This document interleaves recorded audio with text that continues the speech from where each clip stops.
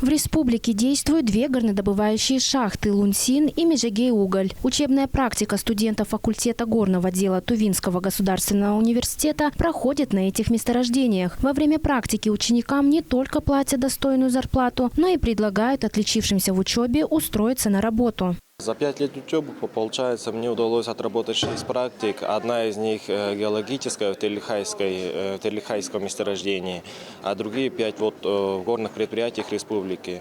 В 2 из них я уже получил приглашение по завершению, потому как показал себя хорошо. Это Тувинская горнорудная компания, то есть Хохемский разрез, и в Межегей-Уголь. Горному делу обучаются 5,5 лет. Несмотря на столь длительное время, каждый студент факультета прикладывает все силы для освоения профессии, так как понимают ее востребованность. Изначально у меня отец был геодезистом, и вообще я тоже подумал, это очень профессия востребована, и я решил тоже сюда поступить.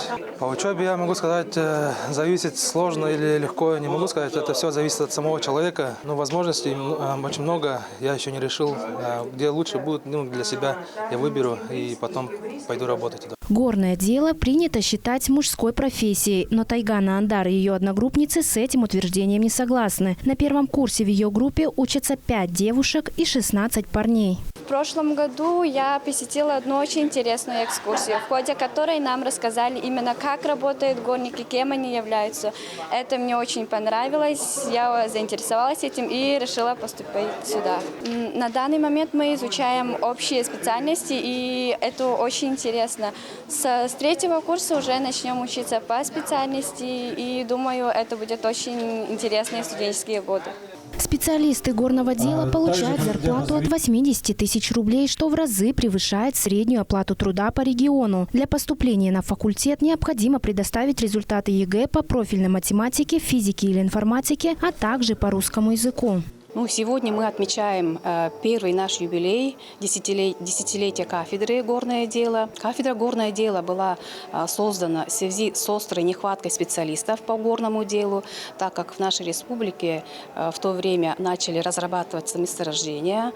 То есть мы знаем, что открылось Кызылташтыкское месторождение, на подходе у нас уже идет строительство Аксусского комбината, то есть это у нас получается Аксусское месторождение.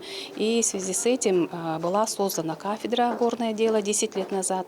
И с этого момента у нас выпустилось 107 инженеров-горняков с высшим образованием. Горнодобывающие комплексы имеют огромное значение для экономического развития нашего региона. По оценке специалистов, ископаемый потенциал республики оценивается в этом году в 101 миллиард рублей. Понимая важность сегодняшней даты, преподавательский состав и студентов от имени главы Тувы Владислава Хавалыга поздравил заместитель председателя правительства Олег Лукин. Правительство республики и дальше будет максимально содействовать развитию подготовки специалистов горнодобывающей отрасли через формирование кадровой стратегии, организацию целевого обучения и поддержку создания современного образовательного пространства. Желаю успешной дальнейшей работы и реализации всех намеченных планов.